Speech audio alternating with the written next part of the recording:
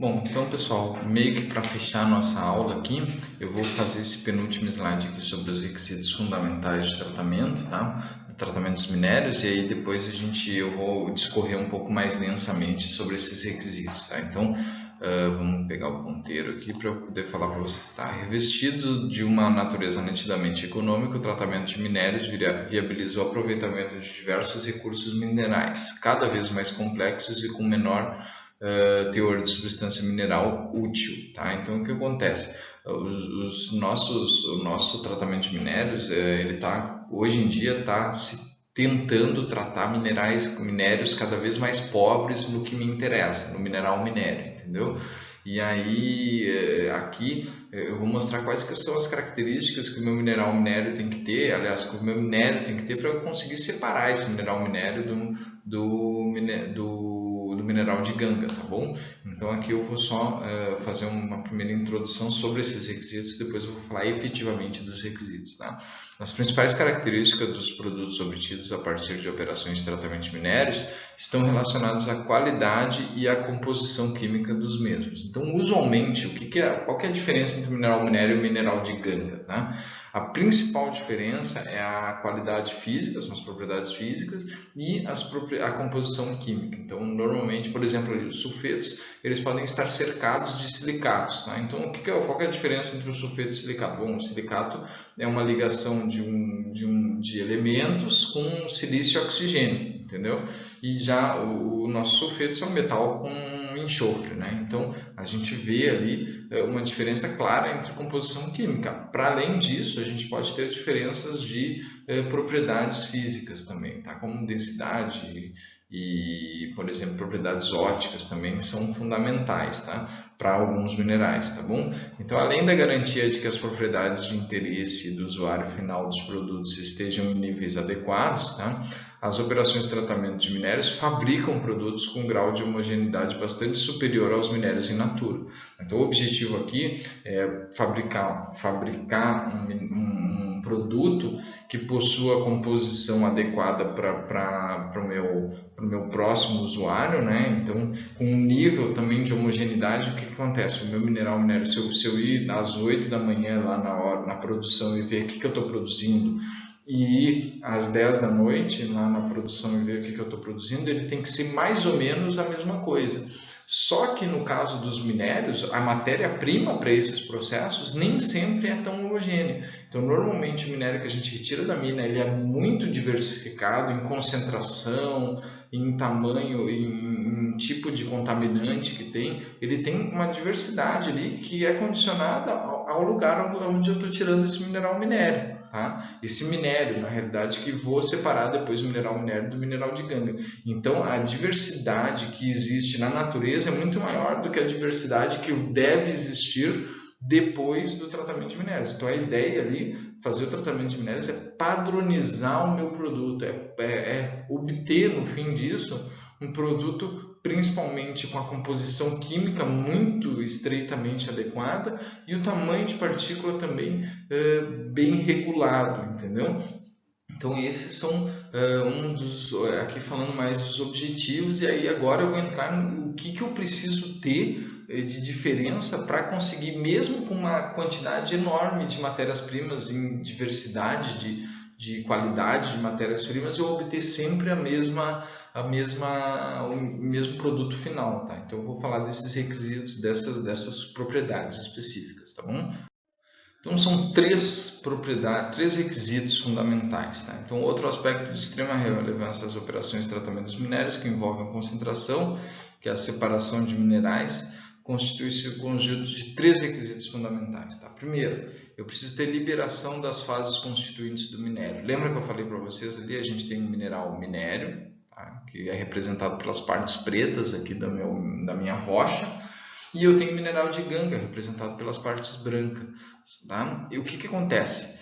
Liberação das fases constituintes do minério, o que significa isso? Eu tenho que liberar, eu tenho que separar mecanicamente o meu mineral minério do mineral de ganga. Para isso que eu faço cominuição, que é aquelas etapas de fragmentação. Eu quebro esses materiais de forma a obter partículas, especialmente, o ideal é que a gente obtenha partículas que nem A1 e que nem A5, mas na vida real a gente acaba obtendo também as partículas 2, 3 e 4, que é o quê?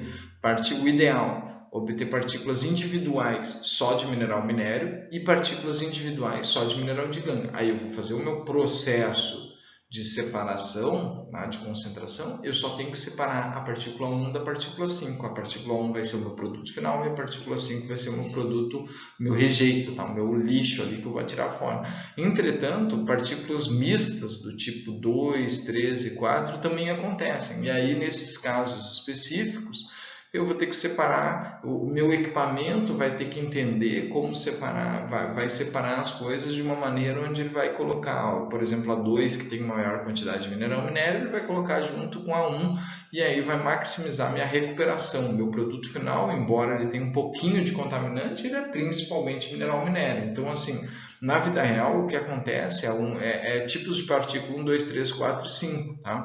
Então, embora o meu produto eu queira separar, botar só mineral minério, eu não consigo fazer isso por essa limitação das partículas que eu produzo. Porque lembra, se eu moer muito mais a ponto de produzir só partículas tipo 1, só partículas tipo 5, talvez eu tenha um material muito fino que eu não vou conseguir separar um para lá e um para cá com o meu processo, porque o processo não atende um grau de finura tão grande. Então, o que acontece? Eu tenho que fazer o melhor do que eu consigo fazer, que é separar o mineral minério com um pouco de mineral de ganga, tá bom?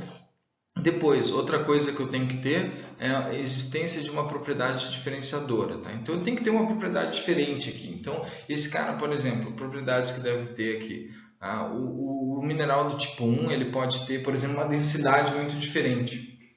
E aí, eu vou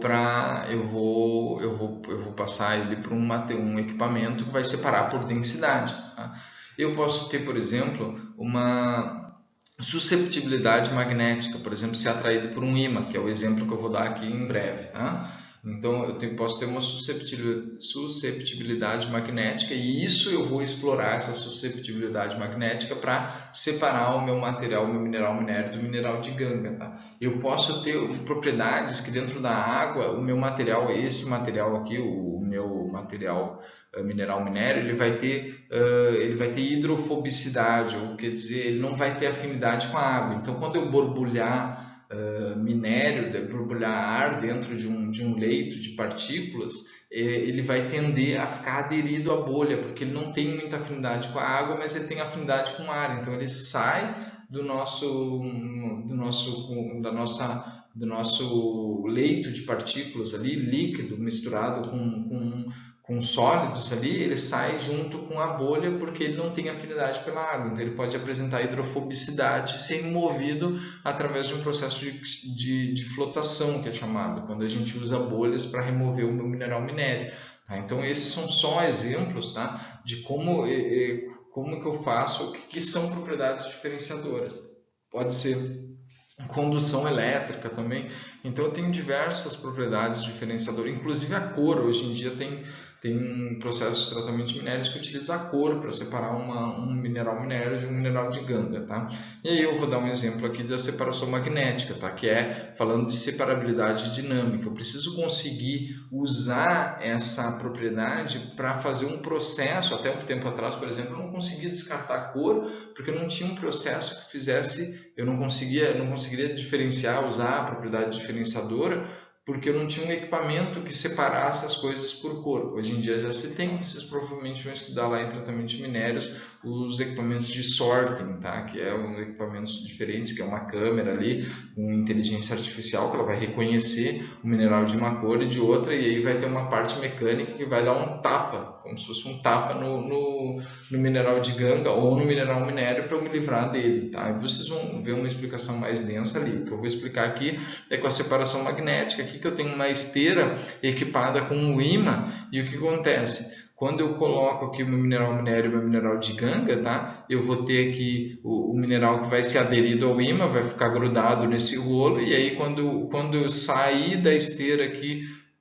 quando acabar o contato com o ímã, o meu mineral minério vai cair aqui num recipiente para frações magnéticas. Já o meu mineral de ganga, que não tem nenhuma atração, pelo ímã, ele vai cair aqui no outro lado, e aí o que eu tenho? Um processo de separação. Eu estou separando o mineral minério do mineral de ganga, que era o nosso objetivo final, entendeu? Então aqui é um exemplo claro de separabilidade dinâmica. Eu tenho que ter um processo que consiga dinamicamente, com uma corrente de entrada, eu consiga produzir duas correntes de saída. A corrente de saída do rejeito, que é o mineral de ganga aqui, e a corrente de saída do concentrado, que é o mineral minério, tá?